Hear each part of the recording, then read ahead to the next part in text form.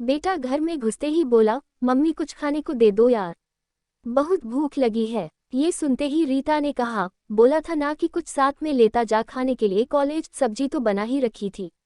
बेटा झुंझला कर बोला, यार मम्मी, अपना ज्ञान ना अपने पास रखा करो, अभी जो कहा है वो कर दो बस। और हाँ, रात में थोड़ा ढंग का खाना बनाना, पहले ही मेरा दिन अच्छा नहीं गया है। जब तक रीता कुछ बनाकर कमरे में पहुंची तो उसकी आंख लग गई थी। रीता ने जाकर उसको जगाया कि कुछ खा कर सो जाए। वह चीख कर माँ के ऊपर चिल्ला पड़ा कि जब आंख लग गई थी तो उठाया क्यों। रीता ने कहा, तूने ही तो कुछ बनाने को कहा था। बेटा बोला, मम्मी एक तो कॉलेज में टेंशन, ऊपर से तुम अजीब से काम करती हो, कभी तो थोड़ा दिमाग लगा लिया करो। तभी घंटी बजी, बेटी भी आ गई थी।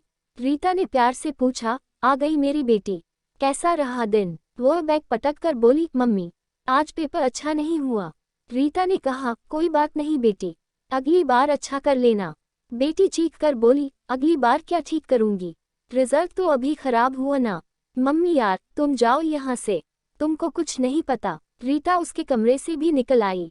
शाम को जब पतिदेव आए तो उनका भी मुंह लाल था।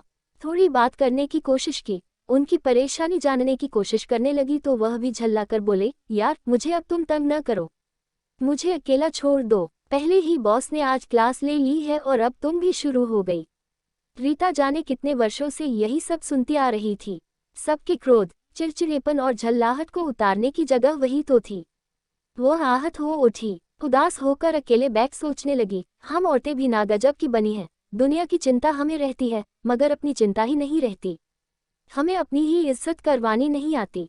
रीता ने सबको खाना खिलाया और फिर स्वयं खाने के बाद अपने कमरे में चली गई। उसने सबको अपना महत्व समझाने के लिए एक योजना तैयार कर लिया। अगले दिन से किसी से भी कुछ भी पूछना कहना बंद कर दिया। जो जैसा कहता था वैसे उसका काम करके दे देती। पति आते तो चाय दे देती और अपने कमरे में चली जाती। किसी से भी पूछना ही बंद कर दिया कि दिन कैसा था। बेटा कॉलेज और बेटी स्कूल से आती तो रीता कुछ नहीं बोलती थी और ना कुछ पूछती। ये सिलसिला कुछ दिन चला और सप्ताह बीत गया।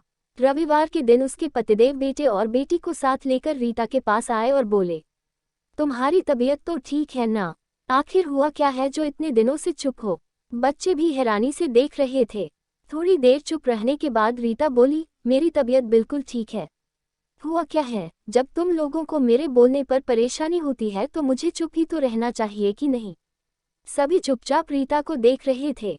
मैं कोई मशीन हूँ क्या कि जो भी आया अपना सारा गुस्सा या अपना चिड़चिड़ापन मुझ पे निकाल देता है। मैं भी इंतजार करती हूँ तुम लोगों का, पूरा दिन काम करके कि अब मेरे बच्चे आएंगे, पति आएंगे, दो मीठे बोल बोलेंगे प्यार के, और तुम लोग क्या करते हो, आते ही मुझे झिड़कना और डांटना शुरू कर देते हो। अगर तुम लोगों का दिन अच्छा नहीं बीता तो क्या वो मेरी गलती होती है? हर बार मुझ पर ही किसी न किसी बहाने से चिल्लाना सही है क्या? रीता बोलती जा रही थी। कभी तुम सबने पूछा कि मुझे दिन भर में कोई तकलीफ तो नहीं हुई? जब भी घर में तुम लोग घुसे कि बाहर का सारा गुस्सा मेरे प्यार पर उतारना शुरू कर देते हो तो फिर किस लिए मैं बोलूं? तीनों चुप थे, तीनों शर्मिंदा थे। दोस्तों, हर माँ अपने बच्चों और पति के घर लौटने का इंतजार करती है। उनसे पूछती है कि दिन भर में सब ठीक था या नहीं।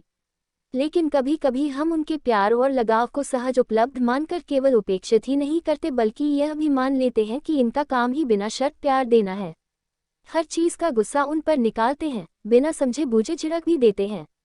कभी कभार उलझन में तो ये स्वाभाविक है, लेकिन अगर यह आदत बन जाए तो घरवालों को महत्व का एहसास दिलाना भी आवश्यक है।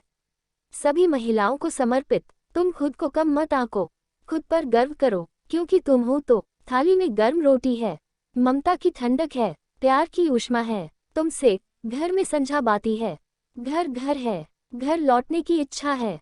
क्या बना है रसोई में, आज झांक कर देखने की चाहत है तुमसे, पूजा की थाली है, रिश्तों के अनुबंध हैं, समाज से संबंध हैं, घर की घड़ी तुम हो, सोना जागना खाना सब तुमसे है।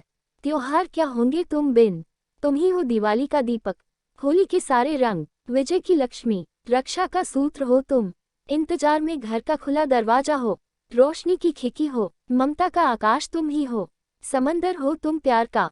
तुम क्या हो खुद को जानो, उन्हें बताओ जो तुम्हें जानते नहीं और कहते हैं तुम करती क्या हो? ऐसी ही पोस्ट देखने के लिए लाइक शेयर सब्सक्राइब करें। फेसबुक नाम अमनदीप स्टोरी MK और यूट्यूब चैनल नाम अमन यूट्यूब ब्लॉग पर। Thanks for you.